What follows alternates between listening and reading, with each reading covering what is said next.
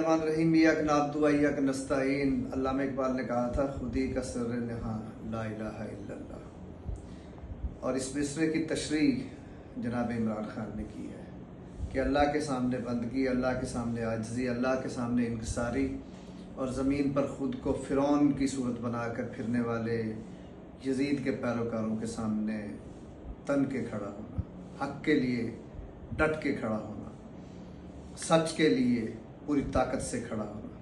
कल एक फ़ैसला आया जिसमें जनाब खान साहब को 14 साल कैद और बेगम साहिबा को 7 साल कैद की सज़ा सुनाई गई है।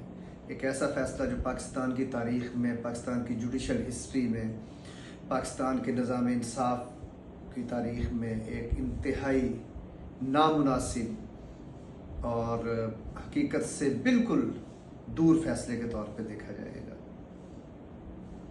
एक ऐसा फैसला जिसका हकीकत से कोई ताल्लुक नहीं, जिसका सच से कोई ताल्लुक नहीं।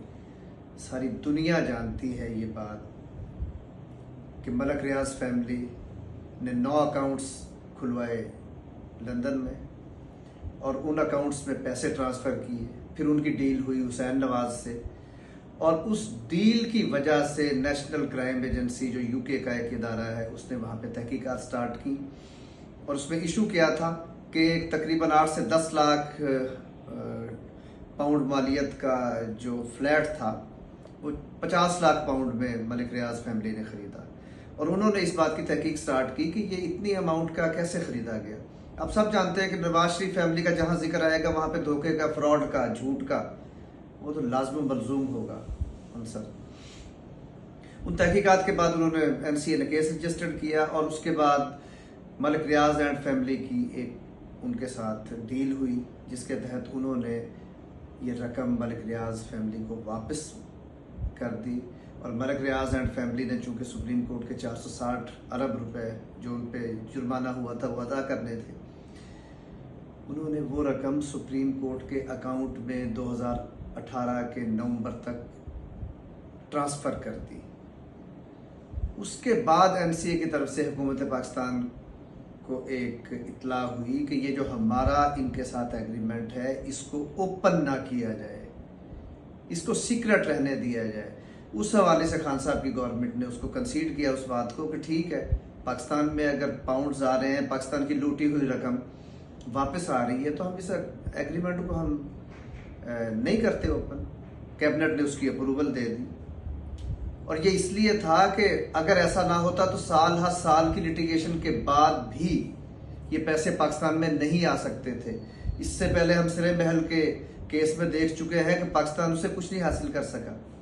स्विट्जरलैंड के जो सो कॉल्ड ट्रांजैक्शंस थी जिनमें पाकिस्तान के बड़े बड़े पॉलिटिकल ख़ानदानों के लोग इन्वॉल्व थे और वो जो करप्शन का पैसा था आज तक वो नहीं आ सका पाकिस्तान में।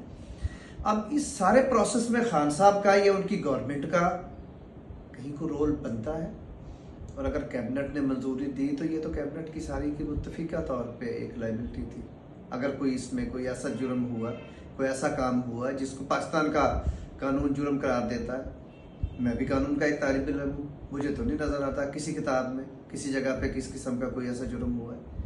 सिंपल बात ये थी कि नेशनल क्राइम एजेंसी का एक ये इशू था कि इस डील को ओपन ना किया जाए, पाकिस्तान की हुकूमत ने उसको माना।